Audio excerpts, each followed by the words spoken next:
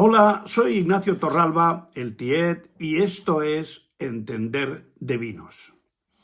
La dominancia masculina ha hecho que el importante papel de las mujeres en la historia quede eclipsado o en segundo nivel.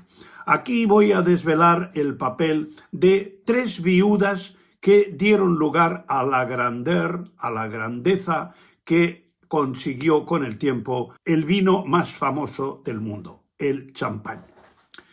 En el siglo XIX, el Código Napoleónico prohibía a las mujeres regentar un negocio sin el permiso de su padre, hermano o marido. Sin embargo, las viudas, por un vacío legal, no tenían ese problema, por lo que Barbey-Nicole Clicquot-Ponsardin, Louise Pommery y Lilles Bollinger aprovecharon las circunstancias y tuvieron una influencia decisiva en el mundo del champán. La viuda Clicquot, Barbey-Nicole Ponsardin, se casó con François Clicquot, que tenía un pequeño negocio de textiles y vinos de su familia que se llamaba Clicquot Muiron et Fils en Reims. Fue un desastre económico y en 1805 murió, dejando a su viuda, que con 27 años tomó la difícil decisión de gestionar la compañía en contra de los criterios de la época. Para ello necesitaba dinero, que decidida pidió a su suegro lo que hoy serían poco más de 800.000 euros que le fueron concedidos, un préstamo familiar de cierto volumen.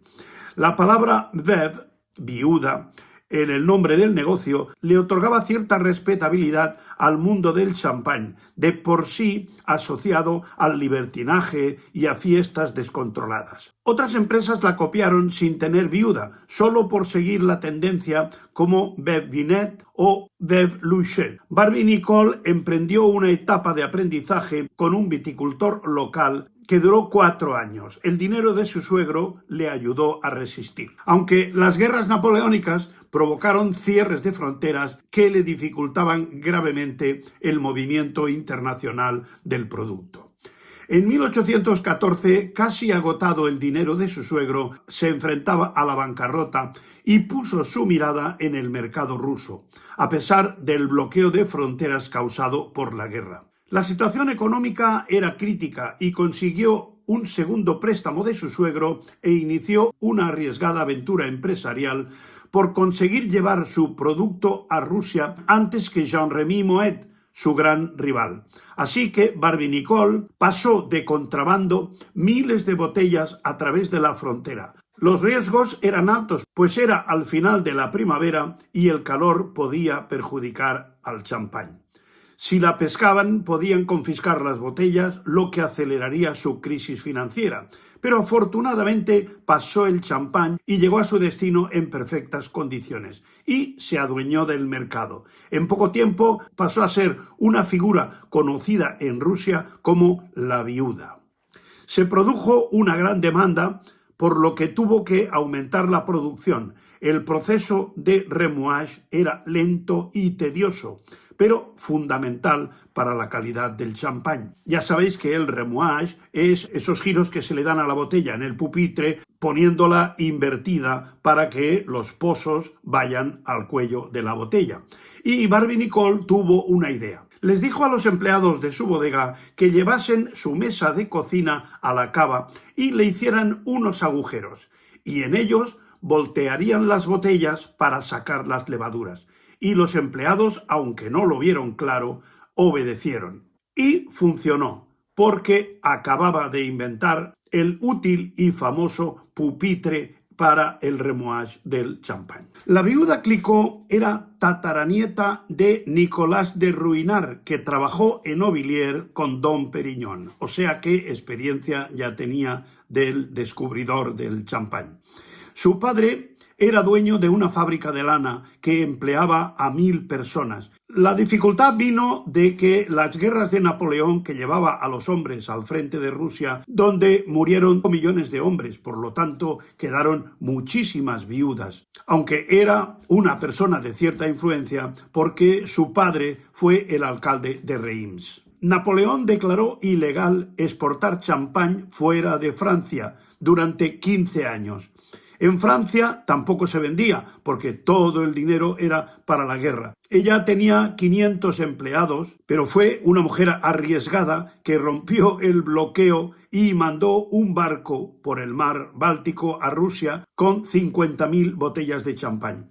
Al igual que su padre, hizo cultivar verduras y criar animales para mantener a sus 500 empleados. Cuando Napoleón entró en Moscú, se encuentra la ciudad incendiada y que el zar no está. Pero lo que encuentra en el palacio es champán de la viuda Clicquot, y por eso podía haber sido ejecutada por traición. Napoleón volvió derrotado por el general Invierno y perdió 3/4 partes de sus hombres, a causa de lo cual fue depuesto, lo que facilitó que Barbey-Nicole hiciera lo que Napoleón no pudo, conquistar Rusia con su champán. El mercado ruso pedía que el champán no estuviera enturbiado por las lías, y esto fue un reto para ella, e inventó el pupitre. Fue un invento tan revolucionario que aún se usa. También se le ocurrió crear el primer champán vintage, cuando lo normal era mezclar diferentes añadas, y lo hizo en 1811. Ese año se vio el gran cometa en el cielo prácticamente todo el año y tuvo una cosecha magnífica en calidad y cantidad. Ese vintage lo llamaron Vin du Comet. También creó el primer champán rosado, añadiendo un poco de vino tinto, que es como se sigue elaborando. La relación con su madre no era buena, porque su madre estaba muy influenciada por la moda, al contrario que ella, y vestía con frecuencia trajes de un nuevo color verde que ella descubrió que estaban elaborando con arsénico, lo que le produjo graves llagas en la piel y la muerte por envenenamiento con arsénico. La icónica etiqueta amarilla está inspirada en la luz que había en las cavas del champán, que era a base de aceite de ballena y daba una luz de color amarillo intenso. Después está la figura de la pionera del champán brut. La segunda viuda que revolucionó el champán fue Louise Pommery, nacida en 1819 en Pommières. Entró en la historia del vino más famoso del mundo casi al final de la viuda Clicquot. De joven, su madre la envió a un colegio de Inglaterra, algo poco corriente que jugaría a su favor. De manera que no solo la enseñaron a coser, recordó el príncipe Alain de Polignac, su tataranieto. Su madre le dio una educación muy rara para la época. Cuando terminó sus estudios, se casó con Alexandre Pommery, quien se asoció con Narcisse Grenot en 1856 para formar Pommery et Grenot. Alexandre murió en 1858 y Louise no tuvo más remedio que ponerse al frente del negocio. Se quedó viuda con un hijo de 15 años y otro en brazos, y en lugar de volver a casa con su madre, se hizo cargo de la empresa. Mientras Clicquot se adueñó del mercado de Rusia, Pommery se apoderó del mercado inglés. En esa época, el champán era una bebida sumamente dulce. Algunos llegaban a tener hasta 300 gramos de azúcar por litro, comparado con los 12 gramos que llevan hoy. Y se servía sobre hielo como una especie de granizado. Supongo que el frío disimulaba un poco tanto dulzor.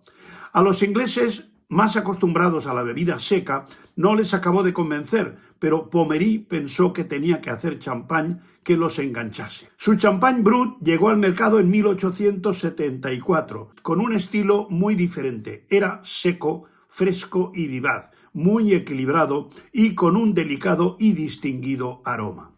La idea de hacer un vino mucho más fino, con un ensamblaje, o sea, mezcla de variedades, mucho más sutil y una crianza en la cava mucho más larga, era justamente lo que los ingleses estaban esperando. La mayoría de productores de champán, cuando alcanzaban éxito, construían castillos en señal de poderío.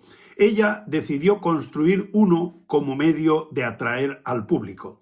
Después de la muerte de Louise Pommery, a mediados del siglo XIX, Lily Bollinger entró en escena tomando el control de la Maison Bollinger en 1941 cuando Jacques Bollinger, su esposo y dueño de la empresa, falleció. Por esa época los derechos de las mujeres a tener negocios todavía estaban restringidos, pues hasta 1965 no tuvieron pleno derecho a tener cuentas bancarias y manejar bienes sin permiso, aunque las viudas podían eludir esa ley. Pudo vender la empresa, pero decidió tomar las riendas y llevó su champán a los Estados Unidos.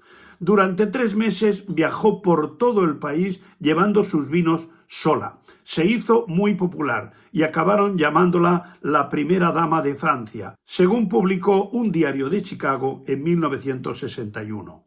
Unos años más tarde, Bollinger lanzó su champán Reserve, recién degollado, una técnica que innovó al añejar la botella con las lías o levaduras muertas durante largos periodos y removiendo los residuos a mano. La independencia y la creatividad de las 3 viudas allanaron el camino a las nuevas generaciones de mujeres. Su creatividad quedó inmortalizada en botellas de vidrio, porque conocer la influencia de estas viudas y la historia y los avatares del champán durante la época de las guerras napoleónicas y los grandes problemas para sacar adelante estos proyectos también es entender de vinos.